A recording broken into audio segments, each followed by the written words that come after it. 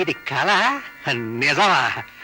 మాజీ న్యాయమూర్తి గారు నా ఇంట ఇప్పుడు ఇక్కడ. ఏమిటి బావగారు, కథ ముగింపుకొచ్చేస్తున్న ఈ సమయంలో ఏమిటి ఇలా వచ్చారు? రాక తప్పలేదు రామానందం. నా గుండెల మీద ఉన్న ఈ బరువుని దించుకుపోదామని వచ్చాను. బరువా? ఏమిటా బరువు? డబ్బు డబ్బు.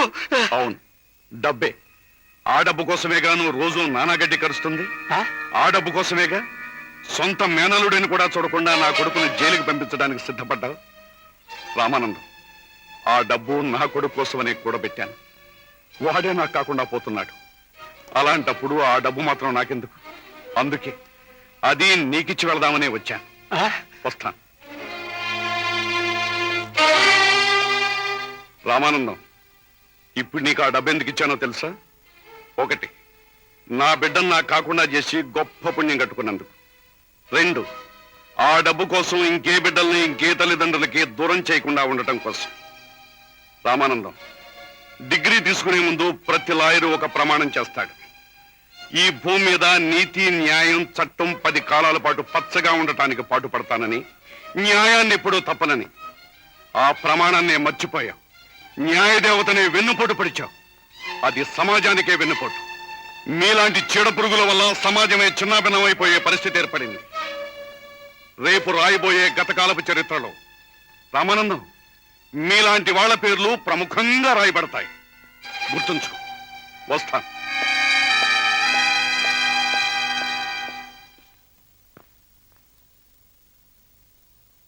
ఏమండి, మా అన్నయ్య ఏమన్నాడో చెప్పనే లేదు. ఏమంటాడు పూర్ణ? ఇంత చేసిన వాడు ఏమంటాడు? ఏమీ అనలేడు, ఏమీ అనడు. బాబు, పూర్ణ, నా బిడ్డ నాకు కాకుండా పోతున్నాడు. ఇంకెవరేమనుకుంటే నాకేమిటి? నేనేమైపోతే నాకేమిటి?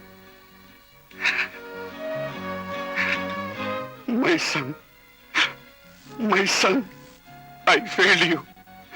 నిన్ను రక్షిస్తానని న్యాయపీఠం మీద ప్రమాణం చేశాను. But I failed you. I'm sorry. I'm very very sorry. Yes, you are correct. You are perfectly correct. నువ్వు చెప్పింది నిజంరా. ఈ ప్రపంచాన్ని డబ్బు పరిపాలిస్తోంది. డబ్బు లేని వాడికి ప్రపంచంలో బ్రతుకులేదు. డబ్బు లేని వాడికి ప్రపంచంలో న్యాయం దొరకదు. న్యాయం దొరకదు. రవి, నువ్వు జైలుకి వెళుతుంటే చూస్తూ నేను బ్రతకలేనురా. నేను నమ్మిన న్యాయదేవత సజీవ సమాధి అవుతుంటే సహిస్తూ నేను ఉండలేనురా. I have to die. I have to die. There is no other go. There is no other go. I have to die. I have to die.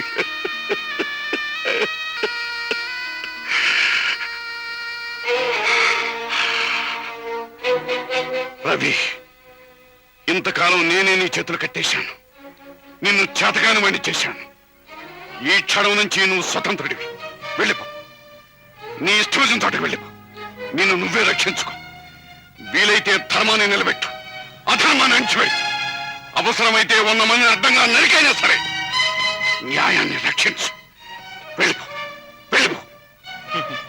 నాన్నగారు, మీరు ఈ మాట ఎప్పుడు చెబుతారా అని క్షణక్షణం ఎదురు చూస్తూ ఉన్నాను. ఇప్పటికైనా మించిపోయింది ఏమీ లేదు. ఈ రాత్రి ముగిసి తెల్లవారేసరికల్లా మన చుట్టూ ముసుగున చీకట్లు తొలగిపోయి వెలుగు నిండుకుంటుంది. మీరే చూస్తారుగా. అమ్మా, వెళ్ళొస్తాను.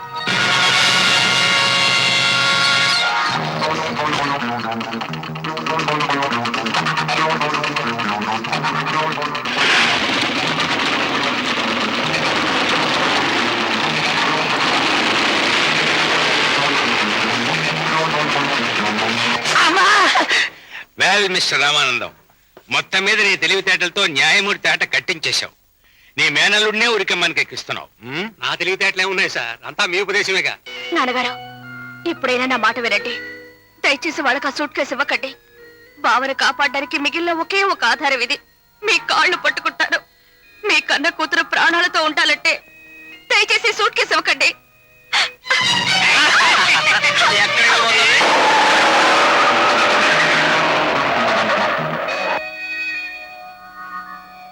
ఇందులో గ్లౌస్ ఏవయ్యా? గ్లౌస్ అందులోనే ఉండాలండి. ఇందులో లేవయ్యా. ఆశ్చర్యంగా ఉంది, అందులోనే ఉండాలి. నీకు తెలియకుండా ఇందులో ఉన్న గ్లౌస్ ఏమైపోయాయి? ఉం?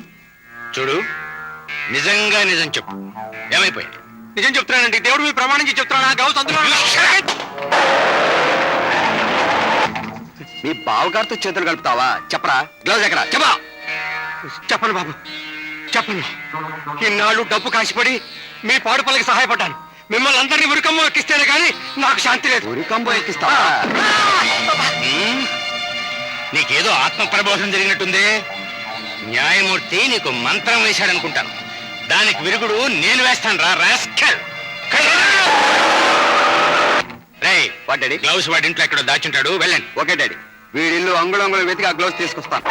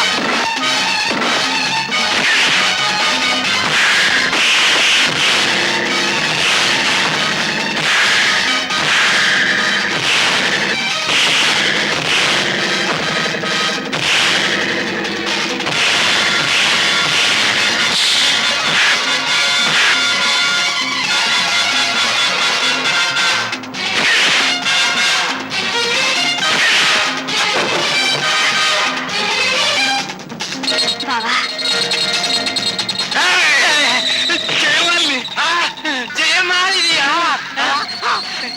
హలో జయమాలి గారు.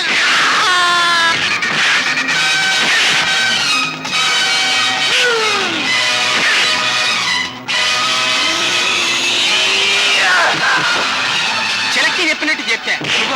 రూపాయి పావుల ఎత్తా, కేసులు నేనే తెస్తా అని. చాలా అత్యాశకు పోయావు, కొరడా దెబ్బలు తిన్నావు.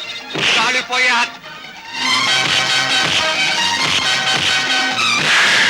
ఏం కొట్టేవాళ్ళు తీర కావాలా?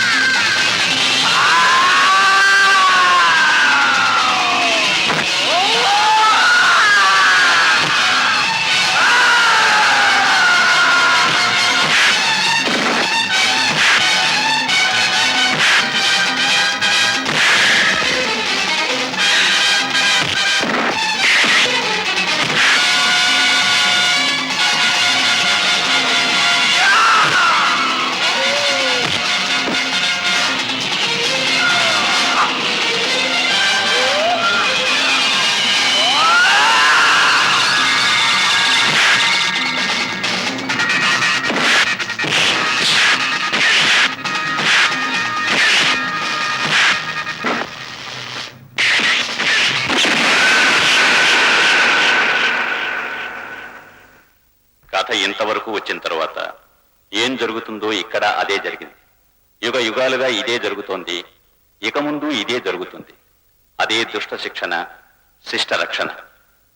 తను చదివిన చదువును, సంపాదించిన విజ్ఞానాన్ని న్యాయరక్షణ కోసం వినియోగించకుండా స్వార్థపరుడై సమాజానికి చీడపురుగులా తయారైన రామానందం చివరికి తన తప్పు తెలుసుకొని అప్రూవుడుగా మారిపోయాడు. అన్యాయం, అహంకారంతో ఇంతకాలం విర్రవీగినా చివరకు న్యాయం ముందు తలవంచక తప్పదు. చేసిన పాపాలకు శిక్ష అనుభవించక తప్పదు. అవమానం భరించలేని పావనమూర్తి తన ముఖాన్ని ఈ ప్రపంచానికి చూపించటానికి సిగ్గుపడి తనకు తనే మరణదండను విధించుకున్నాడు. నిద్రమాత్రలు మింగి ఆత్మహత్య చేసుకున్నాడు. రవీంద్రబాబు కృషి ఫలితంగా శేఖర్ బాబు చేసిన నేరాలన్నీ రుజువయ్యాయి. శేఖర్ బాబుకి యావజ్జీవ కారాగార శిక్ష విధించింది న్యాయస్థానం. ఆడబడుచు పద్మ చావుకు పరోక్షంగా సుశీల చేసిన సహాయం కోర్టులో రుజువు చేయబడింది. న్యాయస్థానం ఆమెకు 5 సంవత్సరాలు కఠిన కారాగార శిక్ష విధించింది. ఇకపోతే ఇంత కథకు కారకులైన మన హీరో, హీరోయిన్